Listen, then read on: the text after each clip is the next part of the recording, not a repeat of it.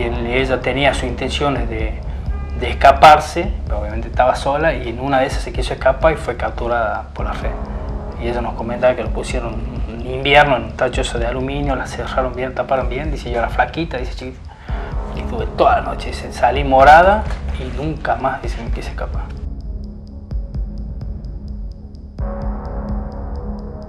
En agosto de 2018, la División Trata de Personas de la Policía de la provincia capturó en el barrio La Viñita, en el sur capitalino, a una pareja que tenía cautiva y explotaba sexualmente a una joven oriunda de Santiago del Estero.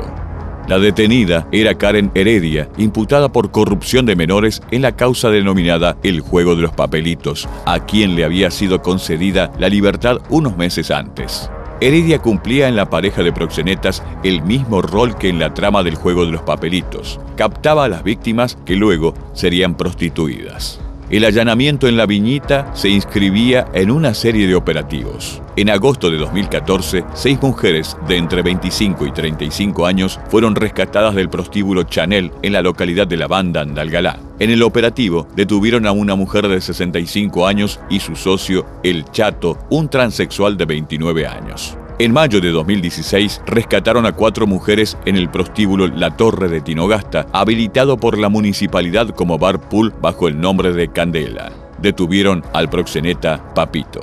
En junio del mismo año, 2 muchachas fueron rescatadas del prostíbulo belicho Mao Mao, que funcionaba esporádicamente desde hacía 20 años. Eran prostituidas por la gorda Ana y su hijo. Violaciones de todo tipo, golpes,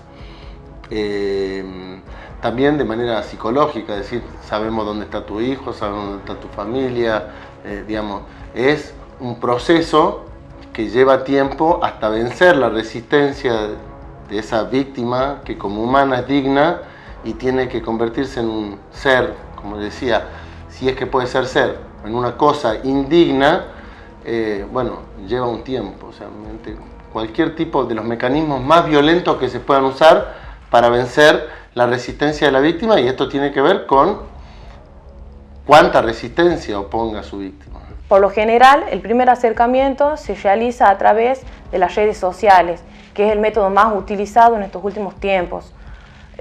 Todos sabemos que al crear una cuenta de Facebook, por ejemplo, en ningún lado te piden los datos para saber si vos sos realmente la persona a la que pertenece ese perfil. Bueno, envían la solicitud, se acepta, pero no es que envían la solicitud a cualquier persona, o sea, ya la vienen estudiando.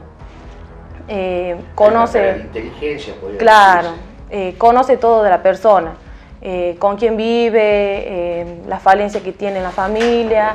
Por lo general siempre buscan personas que se encuentran vulnerables, por decirlo así. Cuando llegan al lugar le dicen, bueno, vos tenés una deuda conmigo, yo te pagué el pasaje, yo te pagué la comida, vos me tenés que devolver todo esto, ahora vas a trabajar para mí, vas a ser prostituta, acá tenés que atender a estos clientes, tenés que hacer todo lo que te digamos.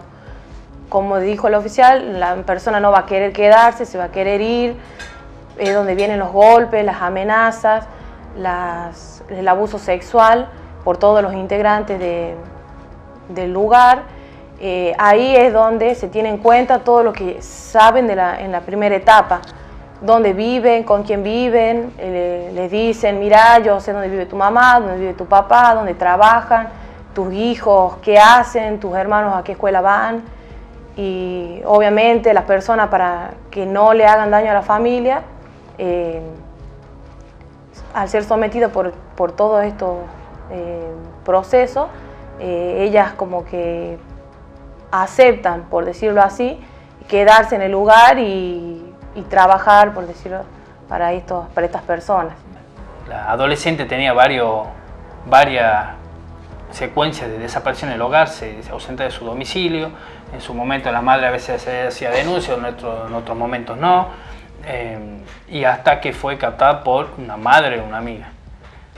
Ajá. Efectuada la captación, le solicitó que es donde iba ella a dormir, donde se la refugiaba, si se quiere, y después le ofreció acompañarla a una ciudad limítrofe, una ciudad vecina nuestra, donde ella se iba a ir a comprar elementos para el hogar, cuestiones relativas a eso. Posteriormente esta fue llevada a esa provincia, la adolescente accedió y ayer fue vendida a una red de trata de personas. En su momento fue trasladada por trabajadores transportistas, donde sufrió violaciones.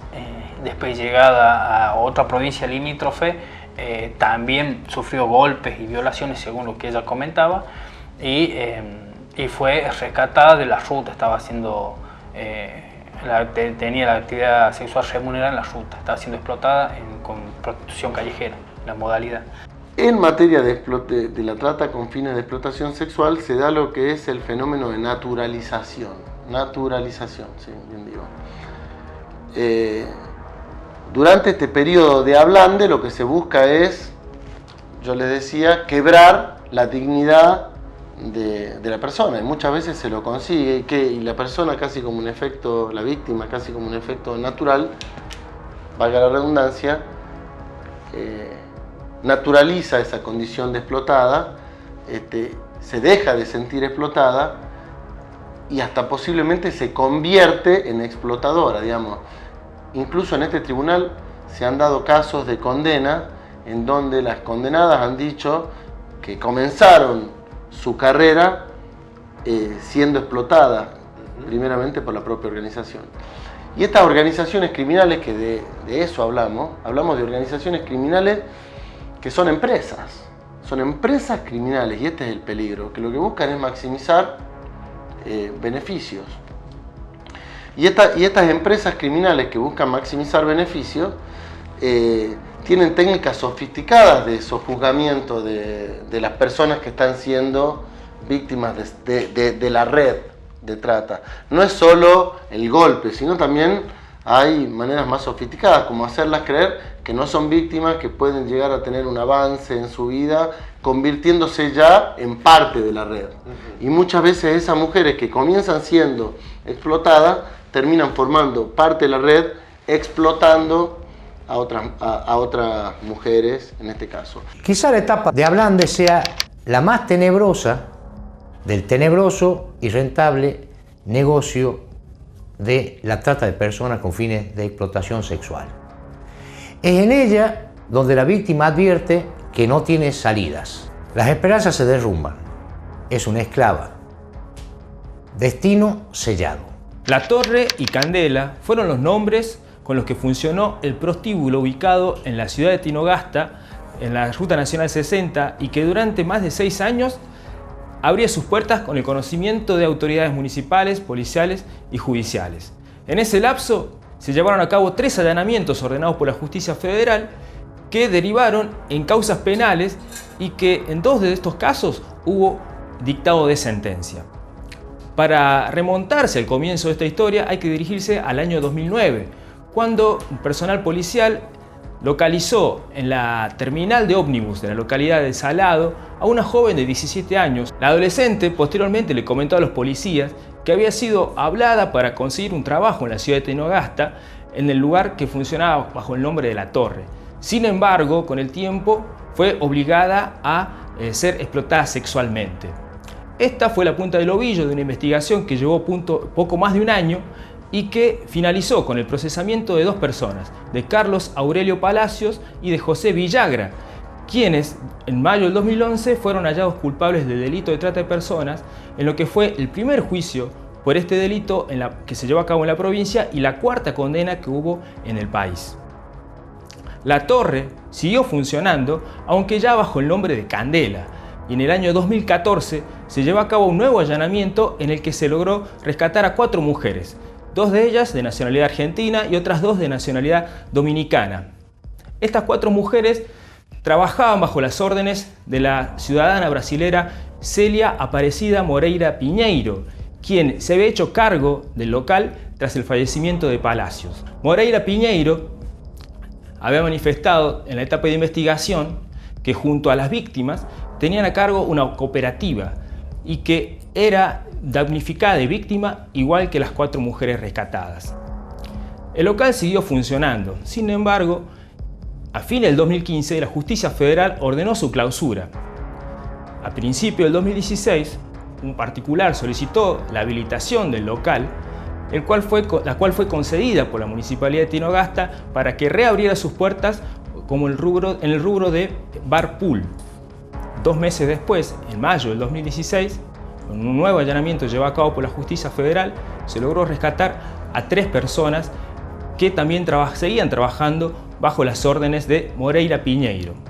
Esta mujer, como ya dijimos, de nacionalidad brasileña, fue llevada a los tribunales de calle Sarmiento y San Martín el año pasado, en donde finalmente fue condenada a la pena de 7 años de prisión. En relación al antecedente más próximo que se registró en la provincia, esto es el allanamiento llevado a cabo en agosto del año pasado en el barrio La Viñita, hay que decir que tanto Karen Heredia como Rulio Oliva, ambos están excarcelados.